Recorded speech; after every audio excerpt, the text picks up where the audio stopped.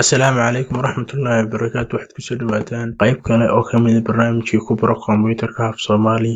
Maanta waxaynu qaadan doonaa barnaamij loo yaqaano Outlook. Barnaamijyadeenu hore usoo qaadan waxaa ka mid ah Wordka, Publisherka, PowerPoint iyo Introductionkii ama hordhicii aynu Desktop kasoo bixinay. Waxaanu haddii aan leeyahay inoo hadhi doona Excel, Access iyo Mafiska. Intaasaynu hadhi doonta. Maanta waxaynu qaadanaa barnaamijkan Outlook. Ugu horreyntii barnaamijkan waxaa loo adeegsadaa in lagu sameeyo ballamaha, contactiska iyo lambaraantii waxaa lagu kaydsadaa inay way jirtaa. Marka noteska oo kalena waa lagu qortaa.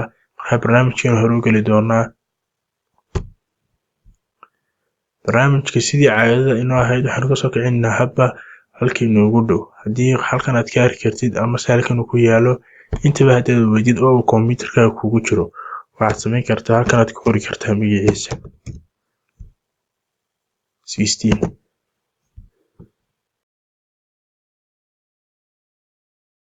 barnaamijku qaabkan ayaa uu eegyahay marka guud ahaan uu soo furmo. haddii aan soo koobno barnaamij xaggan hoose waxaa inoo yaala calendar oo kale. markaynu calendarka samaynayno isticmaalna xaggan sidoo kale waxaa inoo yaala contacts oo kale markaa iyagana samaynayno isticmaalayna. sidoo kale kuwan dhammaantood xaggan kale waxaa inoo yaala haddaynu soo furno noteski ama folderadii khaanadihii iyo notekana waynu samayn doonaa haddii la yiraahdo. marka ugu horeysa aynu ku horeyno calendarka.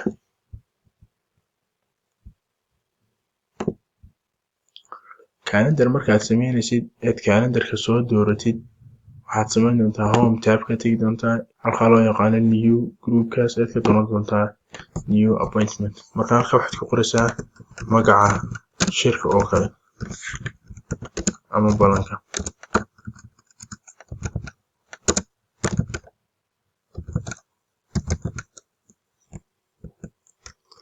xagga xigtana waxaad ku qoraysaa goobta uu ka dhacayo. xaggan waa start time waqtiga uu bilaabmayo tusaale ahaan aynu inagu ku bixinaynaa iyo waqtiga uu dhammaanayo. hadduu isla maalinta dhammaanayo waad samayn kartaa, haddii kalena maalinta dhammaanayo waxay ka qoraysaa. xaggan waa waqtiga saacadda 11 oo kale. xaggan haddii uu dhammaanayo ilaa 1 oo kale. current day baa jira oo maalinta oo dhan shaqada waa la wadaya ama all day event. haddii aanay taas jirinna oo hadba waqti u dhexeeyo waad ka qaadaysaa halkan tigta kabacdina control s baad taaban doontaa ama waad save garan doontaa. iminka haddii aynu booqano sida inoo muuqata halkaa lambarka labaad ka bilow ilaa 6 waxaa noogu yaala bold oo kale. marka iminka waxay noo sheegaysaa halkaas inay balan jirto. hadaynu iyada ku dhufano wataa inoo soo baxaysa 11 oo bilaabmaya saacadda ama xaggan baad ka akhri kartaa.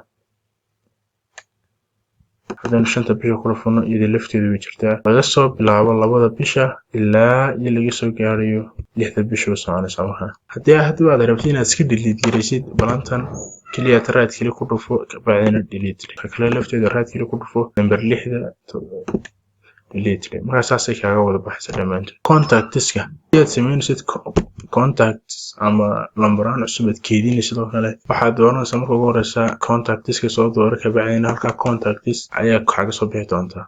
home tabka tag kabacdi waxaa ka doorataa new contact. xaggan magaciisa ku qor.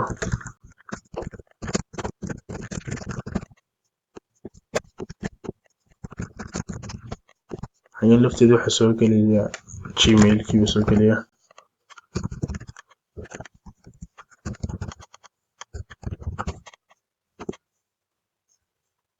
website haddii uu jiro halka waad gelinaysaa halkan. xaggan waxaa geliya business telephone number. xagganna waxaa u geliya qofka guriga ugu xidhan ama line oo kale waxaynu naqaano telefonka qofka ee caadiga qofkuna xaggan ayuu gelaya.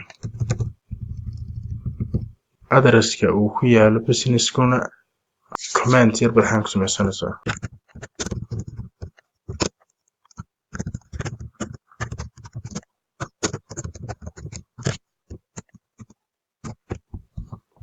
xaggan qofka sawirkiisa baad soo gelinaysaa.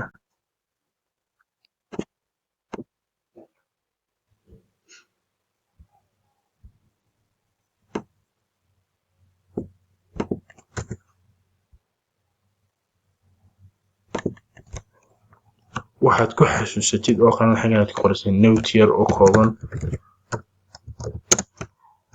inagu tusaale aynu ku bixinaynaa halkan note yar baad ku qoraysaa qofka ku xasuusatid saas ayaad ku save garaysan doontaa haddii aad leedahay.